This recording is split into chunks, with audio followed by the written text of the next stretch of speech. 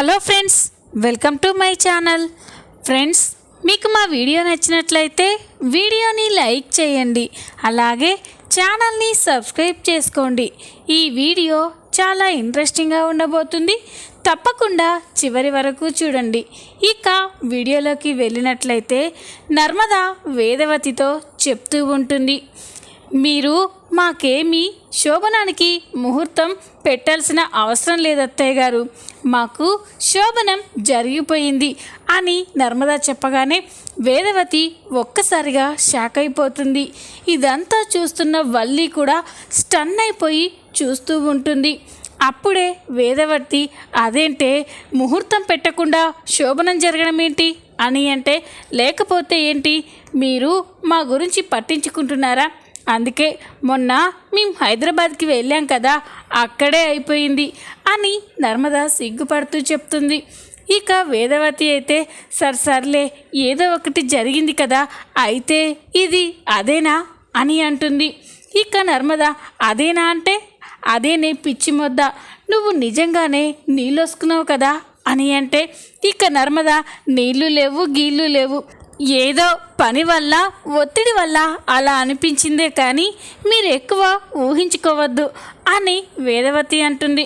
అప్పుడు వేదవతి, ఇంకా నేను నిజంగానే నువ్వు నీళ్ళు వసుకున్నావని ఎంత ముసిపోయానో తెలుసా అని వేదవతి అంటూ ఉంటే, అప్పుడు నర్మదా, సారీ అత్తయ్య గారు, మిమ్మల్ని డిసప్పాయింట్ చేశానా, అంత బాధపడకండి, త్వరలోనే మీ కోరిక నెరవేర్స్తానులేండి అని నర్మదా చెప్పగానే ఇక వేదవతి కూడా నవ్వుకుంటూ ఉంటుంది.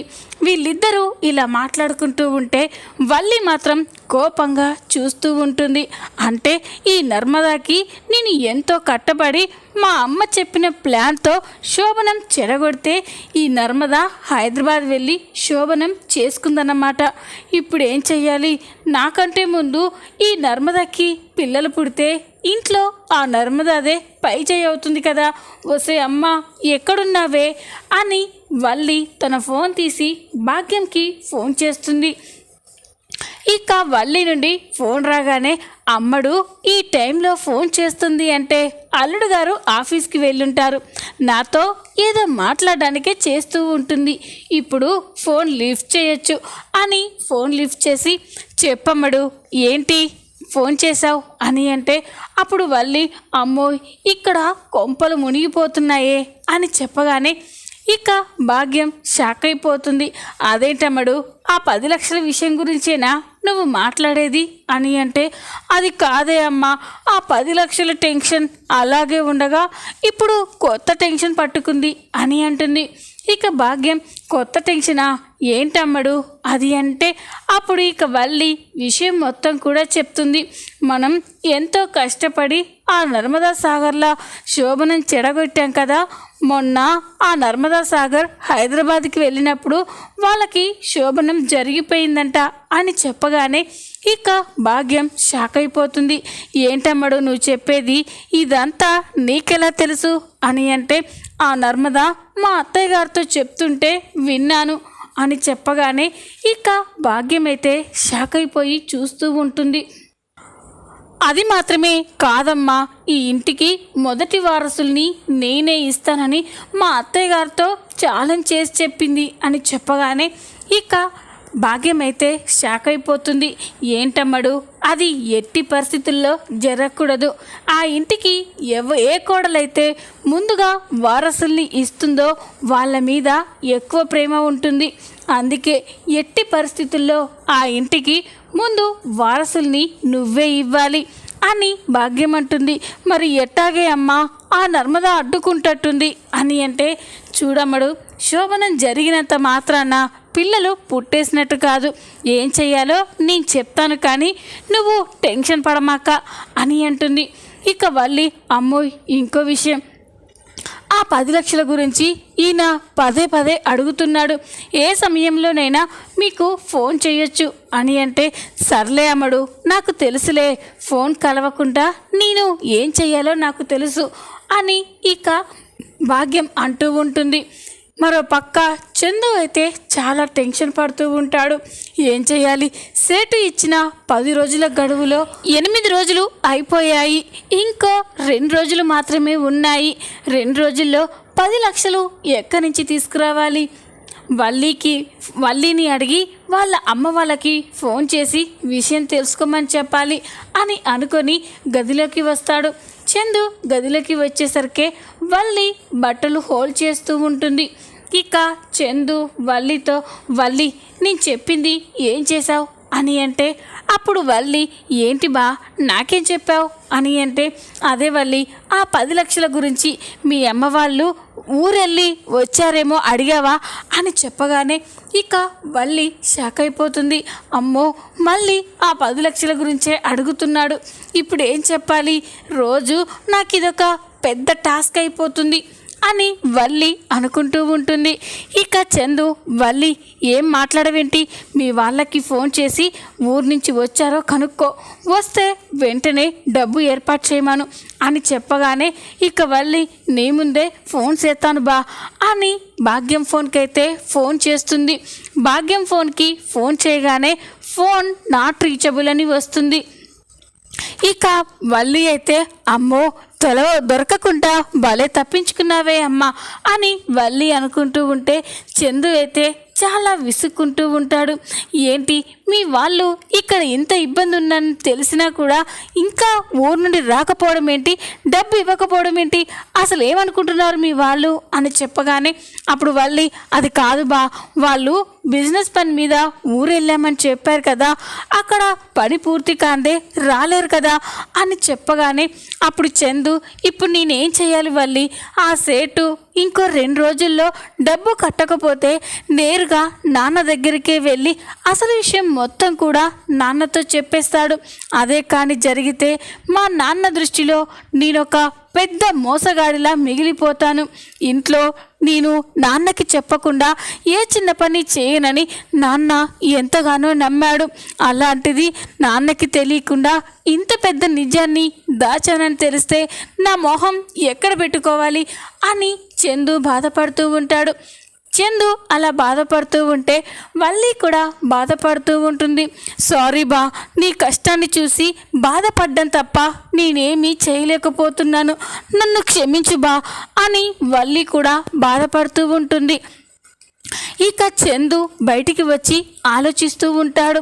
లేదు, ఇక వల్లి వల్ల అమ్మ నాన్నలని నమ్ముకుంటే పని కాదు, నేనే నాకు తెలిసిన వాళ్ళని అందరినీ అడిగి ఎలాగోలా ఆ 10 లక్షలు ఏర్పాటు చేయాలి అని తన ఫోన్ తీసి తన ఫ్రెండ్స్ అందరికీ కూడా ఫోన్ చేసి డబ్బు గురించి అడుగుతాడు. అప్పుడు తన ఫ్రెండ్స్ అంతా కూడా డబ్బు లేదని చెప్పడంతో చందు అయితే ఇంకా షాక్ అయిపోయి చిరాకు పడుతూ ఉంటాడు. ఏంటి ఎవరు కూడా డబ్బు దొరకదని చెప్తున్నారు, ఇప్పుడు ఏం చేయాలి అని టెన్షన్ పడుతూ ఉంటాడు. ఇలాగే ఒకరోజు గడిచిపోతుంది. చందు అయితే సరిగ్గా తినడం, సరిగ్గా నిద్రపోవడం ఇవేవి కూడా చేయకుండా టెన్షన్ పడిపోతూ ఉంటాడు. అది గమనించిన ధీరజ్, అన్నయ్య ఏంట్రా అదోలా ఉంటున్నావేంటి, ఏ విషయం గురించో చాలా టెన్షన్ పడుతున్నావు, ఏంట్రా ఏం జరిగింది అని ధీరజ్ అడుగుతాడు. అది విని చందు షాక్ అయిపోతాడు.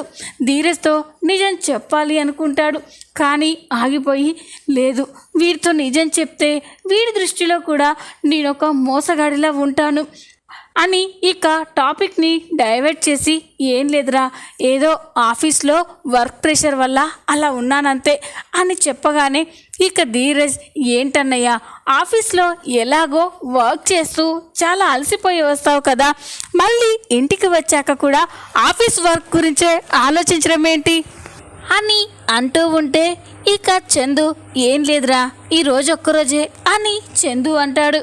ఇక ధీరజ్, సరే అన్నయ్య వెళ్ళి రెస్ట్ తీసుకో అని చెప్పి ధీరజ్ అక్కడి నుంచి వెళ్ళిపోతాడు. ఇక చందు మాత్రం చాలా బాధపడుతూ, సారీ రా చిన్నోడా, నా కష్టాన్ని ఎవరికి చెప్పుకోలేను, నా కష్టాన్ని చెప్పుకొని మిమ్మల్ని కూడా కష్టపెట్టాలనుకోవడం లేదు అని చందు బాధపడుతూ ఉంటాడు. ఇక చందు ఎక్కడ అడిగినా కూడా ఎంతమందిని అడిగినా కూడా డబ్బు ఎక్కడ దొరకకపోవడంతో ఒక చోట కూర్చొని చాలా బాధపడుతూ ఉంటాడు. అన్ని విషయాలు కూడా గుర్తు చేసుకొని కుమిలిపోతూ ఉంటాడు. ఏంటి నా జీవితం ఎటుపోతుంది, నాన్న దగ్గర ఒక మోసం చేసిన కొడుకులా మిగిలే కంటే చావడం మేలనిపిస్తుంది అని ఇక చందు అయితే ఏడుస్తూ ఉంటాడు. ఇక తనతో తెచ్చిన బీర్ బాటిల్స్ అన్నీ కూడా తాగి ఆ బాటిల్స్ని అక్కడే విసిరి కొడుతూ కోపంగా చూస్తూ ఉంటాడు. రేపటితో 10 రోజులు అయిపోయాయి. ఆ సేటు అయితే మామూలుడు కాదు. అన్న మాట ప్రకారమే నాన్న దగ్గరికి వెళ్ళి 10 లక్షల గురించి చెప్పేస్తాడు. నాన్న నన్ను ఆ 10 లక్షలు ఏం చేసావని నిలదీస్తాడు. అప్పుడు నేను ఏం చెప్పాలి, నా మొహం ఎక్కడ పెట్టుకోవాలి అని ఇక చందు అయితే కన్నీళ్లు పెట్టుకొని చాలా బాధపడుతూ ఉంటాడు. ఇక అక్కడ చాలాసేపు ఉన్న తర్వాత చందు బాధపడుతూనే రోడ్డుపై తూలుతూ నడుచుకుంటూ వస్తూ ఉంటాడు. అలా వస్తూ ఉండగా రోడ్డుపై నుంచి కొన్ని వెహికల్స్ అయితే వస్తూ ఉంటాయి. అవి చూసుకోకుండా చందు అలాగే నడుచుకుంటూ వెళ్తూ ఉంటాడు. అలా వెళ్తూ ఉంటే ఇంతలోనే ఒక కార్ వచ్చి చందుకి డాష్ ఇచ్చి అక్కడి నుంచి ఫాస్ట్గా వెళ్ళిపోతుంది. ఇక చందు అయితే బాగా దెబ్బలతో రక్తపు మడుగులో రోడ్డుపై పడిపోయి ఉంటాడు. ఇక అప్పుడే అటుగా వస్తున్న కొంతమంది కుర్రాళ్ళు అది చూస్తారు. ఇక వెంటనే రే అక్కడ ఎవరికో యాక్సిడెంట్ అయి రోడ్డుపై పడిపోయారా, వెళ్ళి చూద్దాం పదా అని పరిగెత్తుకుంటూ చందు దగ్గరికి వెళ్ళి చూడగానే ఒక్కసారిగా షాక్ అయిపోతారు. రే ఇతను చందురా, మన ధీరజ్ గాని పెద్దన్నయ్య అని చెప్పగానే ఇక వాళ్ళు ఏంట్రా చందు చాలా మంచివాడు కదా, ఇలా డ్రింక్ చేసి రోడ్డుపై పడిపోవడం ఏంటి అనుకొని ఇక చందుని హాస్పిటల్లో జాయిన్ చేస్తారు. వెంటనే ఈ విషయం ధీరజ్కి చెప్పాలి అని ధీరజ్కి ఫోన్ చేస్తారు. అర్ధరాత్రి తన ఫ్రెండ్ నుంచి ఫోన్ రావడంతో ధీరజ్ వీడేంటి ఇప్పుడు కాల్ చేస్తున్నాడు అని ఫోన్ లిఫ్ట్ చేసి ఏంట్రా మాట్లాడడానికి వేళ్ళ పాళ్ళ లేదా, ఈ టైంలో ఫోన్ చేసావేంటి అని అంటే అప్పుడు ధీరజ్ ఫ్రెండ్ రేయ్ నీకొక విషయం చెప్పాలరా అని చెప్తాడు. ఇక ధీరజ్ ఏంట్రా అర్ధరాత్రి ఫోన్ చేసి ఒక విషయం చెప్పాలంటున్నావు, దేని గురించిరా అని అంటే అప్పుడు అతను రేయ్ మీ పెద్దన్నయ్య అని అంటూ ఉంటే ఇక ధీరజ్ అయితే ఒక్కసారిగా షాక్ అయిపోయి కంగారు పడుతూ ఉంటాడు. రేయ్ ఏంట్రా మా పెద్దన్నయ్యకి ఏమైంది అని అంటాడు. అప్పుడు ధీరజ్ ఫ్రెండ్ రేయ్ మీ అన్నయ్య బాగా డ్రింక్ చేసి రోడ్డుపై వస్తూ ఉంటే యాక్సిడెంట్ అయిందిరా అని చెప్పగానే ఇక ధీరజ్ అయితే ఒక్కసారిగా షాక్ అయిపోతాడు. ధీరజ్ గుండె పగిలిపోయినంత పని అవుతుంది. రేయ్ ఏం మాట్లాడుతున్నావురా, మా అన్నయ్య డ్రింక్ చేయడం ఏంటి, రోడ్డు పైన యాక్సిడెంట్ అవ్వడం ఏంటి అని అంటే అవునరా ఇప్పుడే హాస్పిటల్లో జాయిన్ చేశాం, మీరు వెంటనే బయలుదేరి రండిరా అని చెప్పగానే ధీరజ్ అయితే చాలా కంగారు పడుతూ ఉంటాడు. అప్పుడే ప్రేమ ఏంటి ధీరజ్ ఏమైంది, ఎందుకు అంత టెన్షన్ పడుతున్నావు అని అంటే ప్రేమ మా పెద్దన్నయ్యకి యాక్సిడెంట్ అయిందంట అని చెప్పగానే ఇక ప్రేమ షాక్ అయిపోతుంది. ఏంటి ధీరజ్ బావగారికి యాక్సిడెంట్ అవ్వడం ఏంటి అని అంటే అప్పుడే ఇక ధీరజ్ బయటికి వస్తాడు. ఇంతలోనే రామరాజు రేయ్ ఏమైందిరా ఎందుకు అలా ఉన్నావు అని అంటే నాన్న నీకెలా చెప్పాలి అని ధీరజ్ అంటూ ఉంటాడు. ఇక రామరాజు ఏంట్రా అలా ఉన్నావెందుకంటే ఎలా చెప్పాలంటావేంటి, ఏం జరిగిందో చెప్పరా అని అంటాడు. అప్పుడు ధీరజ్ నాన్న చెప్తే నువ్వు తట్టుకోలేవు, ఈ విషయం ఎలా చెప్పాలి అని ధీరజ్ బాధపడుతూ ఉంటాడు. అప్పుడే రామరాజు ప్రేమతో ఏంటమ్మా వాడేమో పిచ్చి పిచ్చిగా మాట్లాడుతున్నాడు, ఏం జరిగింది నువ్వైనా చెప్పమ్మా అని రామరాజు ప్రేమని అడుగుతూ ఉంటాడు.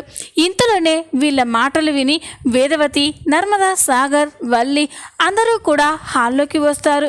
ఇక వేదవతి ఏంటండి అర్ధరాత్రి పూట చిన్నోన్ని ఏమంటున్నారు అని అంటే నేనేమంటున్నాను బుజ్జమ్మ, వాడు ఇంత రాత్రి పూట ఎక్కడికో వెళ్తున్నాడు, ఎక్కడికి రా అంటే ఏవేవో పిచ్చి పిచ్చిగా మాట్లాడుతున్నాడు అని చెప్పగానే ఇక వేదవతి, రే చిన్నోడా, ఏంట్రా ఇంత రాత్రిపూట ఎక్కడికి వెళ్తున్నావు? లోపలికి వెళ్ళి పడుకోండి అని చెప్పి వేదవతి అంటుంది.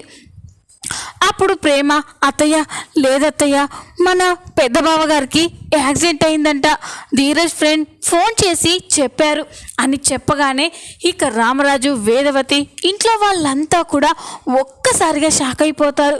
ఇక వల్లి అయితే పిడుగుపడినట్లు ఏడుస్తూ ఉంటుంది. ఏంటి ప్రేమ ఏడు చెప్తున్నావు? ఆయనకి యాక్సిడెంట్ అవ్వడం ఏంటి అని అంటే, అవునక్క, బావగారికి రోడ్డుపై వస్తూ ఉంటే యాక్సిడెంట్ అయిందంట అని అంటుంది. ఇక రామరాజు, లేదురా, మీ ఫ్రెండ్స్ నిన్ను ఆట పట్టించడానికి ఇలా చెప్తూ ఉంటాడు, నా పెద్ద కొడుకు అలా ఎలా పరధ్యానంగా వస్తారా అని అంటే, అప్పుడు ధీరజ్, లేదు నాన్న, అన్నయ్య బాగా డ్రింక్ చేసి రోడ్డుపై వస్తూ ఉంటేనే కార్ డాష్ ఇచ్చి వెళ్ళిపోయిందంట అని చెప్పగానే రామరాజు, వేదవతి షాక్ అయిపోతాడు. రే ఏం మాట్లాడుతున్నావుడా, వాడు తాగడం ఏంటి అని అంటే, నాకు అదే అర్థం కావట్లేదు నాన్న, వాడు ఎప్పుడో తను ప్రేమించిన అమ్మాయి వెళ్ళిపోయిందని తాగాడు, అంత బాధ ఉన్నప్పుడు తాగాడు, మళ్ళీ ఇప్పుడు అంత బాధ వాడికి ఏమొచ్చిందో అర్థం కావట్లేదు, పదండి వెంటనే హాస్పిటల్కి వెళ్దాం అని చెప్పి ఇక రామరాజు కుటుంబం మొత్తం కూడా చందుని అడ్మిట్ చేసిన హాస్పిటల్కే వెళ్తారు. ఇక అక్కడికి వెళ్ళేసరికి ధీరజ్ ఫ్రెండ్స్ అయితే ఐసీయూ బయటే ఎదురు చూస్తూ ఉంటారు. ఇక ధీరజ్, రే మా అన్నయ్య ఎక్కడున్నారా, తనకి ఏ ప్రాబ్లం లేదు కదా అని అంటే, డాక్టర్ ట్రీట్మెంట్ చేస్తున్నారా, ఇంకా ఏమీ చెప్పలేదు అని చెప్పగానే అప్పుడు రామరాజు, బాబు మా పెద్దోడు మీకు ఎక్కడ కనిపించాడు అని అంటే, రోడ్డుపై కనిపించాడు అంకుల్, చేతిలో బీర్ బాటిల్ కూడా ఉంది, అప్పుడే మాకు అర్థమైంది బాగా డ్రింక్ చేసి వస్తుంటే కార్ డాష్ ఇచ్చి వెళ్ళిపోయిందని అని చెప్పగానే ఇక రామరాజు అయితే షాక్ అయిపోయి చూస్తూ ఉంటాడు. ఇక వేదవతి, వల్లి, నర్మద అందరూ కూడా కన్నీరు మున్నీరుగా ఏడుస్తూ ఉంటారు. ఇక అక్కడే ఉన్న దేవుడికి ధీరజ్ దండం పెట్టుకొని, దేవుడా మా ముగ్గురు అన్నయ్యల్ని ఎప్పుడు విడిపోవద్దని ఎప్పుడు కోరుకునే వాళ్ళం, ఇప్పుడు మా అన్నయ్యకి ఏం కాకూడదు అని ఇక ధీరజ్ కూడా దేవుణ్ణి మొక్కుకుంటూ ఉంటాడు. ఇంతలోనే ఇక డాక్టర్ అయితే బయటికి వస్తాడు. డాక్టర్ బయటికి రాగానే అందరూ కూడా డాక్టర్ చుట్టూ చేరి చందు గురించి కంగారు పడుతూ అడుగుతూ ఉంటారు. ఇక రామరాజు, డాక్టర్ గారు నా కొడుక్కి ఎలా ఉందండి, వాడికి ఏ ప్రమాదం లేదు కదా అని చాలా బాధపడుతూ అడుగుతూ ఉంటే అప్పుడు డాక్టర్, ఏ ప్రమాదం లేదండి, సమయానికి హాస్పిటల్కి తీసుకొచ్చారు కాబట్టి ఇప్పుడు మీ అబ్బాయి ప్రాణాలకి ఎలాంటి ప్రమాదం లేదు, మీరు కాసేపు అయినాక వెళ్ళి చూడొచ్చు అని చెప్పగానే ఇక అందరూ కూడా రిలాక్స్ అవుతారు. ధీరజ్ తన ఫ్రెండ్స్కి థ్యాంక్స్ చెప్పి, రే ఈరోజే కనుక మీరు మా అన్నయ్యని టైంకి హాస్పిటల్కి తీసుకురాకపోతే వాడికి ఏం జరిగేదోరా, చాలా థ్యాంక్స్ రా అని ధీరజ్ తన ఫ్రెండ్స్కి థ్యాంక్స్ చెప్తూ ఉంటే, పర్వాలేదురా మనలో మనకి థ్యాంక్స్ ఏంటి అని చెప్పి ధీరజ్ ఫ్రెండ్స్ కూడా అంటూ ఉంటారు. కాసేపటి తర్వాత చందుకి స్పృహ వస్తుంది. నర్స్ బయటికి వచ్చి, పేషెంట్కి స్పృహ వచ్చింది, మీరు ఎవరైనా ఒక్కరు మాత్రమే వచ్చి పేషెంట్తో మాట్లాడండి అని చెప్పగానే ఇక వల్లి, నేనే వస్తున్నాను అని లోపలికి వెళ్తుంది. అప్పుడే రామరాజు, నువ్వు వాగమ్మా వల్లి అని చెప్పి వల్లిని ఆపుతాడు. అదేంటి మామయ్య గారు, నేను ఆయన్ని చూడాలి అని అంటే, వాడికి ఏ ప్రాబ్లం లేదని డాక్టర్ చెప్పారు కదమ్మా, వాడితో నేను మాట్లాడాలి, నా కొడుకుకి ఏ బాధ వచ్చిందో నేను తెలుసుకోవాలి అని చెప్పి రామరాజు ఇక చందు దగ్గరికి వెళ్తూ ఉంటాడు. ఇక వల్లి మాత్రం చాలా కంగారు పడుతూ ఉంటుంది. ఇప్పుడు ఆయన మామయ్య గారితో నిజం చెప్పేస్తారు, ఇప్పుడు నా పరిస్థితి ఏంటి అని కంగారు పడుతూ ఉంటుంది. ఇక రామరాజు చందు దగ్గరికి వెళ్ళేసరికి చందు అయితే చాలా బాధపడుతూ కన్నీళ్ళు పెట్టుకుంటూ ఉంటాడు. ఇక రామరాజు కూడా చాలా బాధపడుతూ కన్నీళ్ళు పెట్టుకొని, రే పెద్దోడా ఏంట్రా, నిన్నిలా చూస్తానని అనుకున్నానా, నేను అసలు నా ప్రాణం పోయినంత పనైందిరా, నా పిల్లల్లో ఎవరికి ఏ చిన్న కష్టం వచ్చినా ఈ తండ్రి గుండె ఆగిపోతుందిరా, నీకేదైనా జరిగితే మరుక్షణం ఈ తండ్రి గుండె పగిలేదురా అని రామరాజు బాధపడుతూ ఉంటే అప్పుడు చందు, క్షమించు నాన్న, నేనే ఏదో ఆలోచిస్తూ రావడం వల్ల ఇలా జరిగింది అని చందు అంటాడు. అప్పుడు రామరాజు, రే, ఈ నాన్న దగ్గర నా పెద్ద కొడుకు ఎప్పుడు ఏ నిజాన్ని దాచలేదు, కానీ ఇప్పుడు వాడు మోయలేనంత భారాన్ని నువ్వు మోస్తున్నావు. ఏంట్రా నీకు అంత కష్టం ఏమొచ్చింది? నువ్వు డ్రింక్ చేసి అలా రోడ్డుపై రావడం ఏంటి? కార్ యాక్సిడెంట్ అవ్వడం ఏంటి? చెప్పరా, నీకేదో బాధ ఉంది, చెప్పు నాన్న అని ఇక రామరాజు చందుని అడుగుతూ ఉంటాడు. ఇక చందు కూడా ఏడుస్తూ, నాన్న, ఇంత దూరం వచ్చాక ఇక నేను ఈ నిజాన్ని దాయలేను, ఈ భారాన్ని మోయలేను అని చందు రామరాజుతో అన్ని విషయాలు కూడా చెప్తూ ఉంటాడు. పెళ్లి ఖర్చుల కోసం సేటు దగ్గర 10 లక్షలు తీసుకొచ్చి శ్రీవల్లి కుటుంబానికి ఇచ్చానని చెప్పడం, అదంతా కూడా రామరాజుతో చెప్తూ ఉంటే రామరాజుకి శ్రీవల్లి మీద, భాగ్యం మీద కోపం వస్తూ ఉంటుంది. మరి చూద్దాం, రాబోయే ఎపిసోడ్స్ అయితే ఇంకా ఇంట్రెస్టింగ్గా ఉండబోతున్నాయి. ఈ వీడియో కనుక మీకు నచ్చినట్లయితే లైక్ చేయండి, సబ్స్క్రైబ్ చేసుకోండి. Thanks for watching.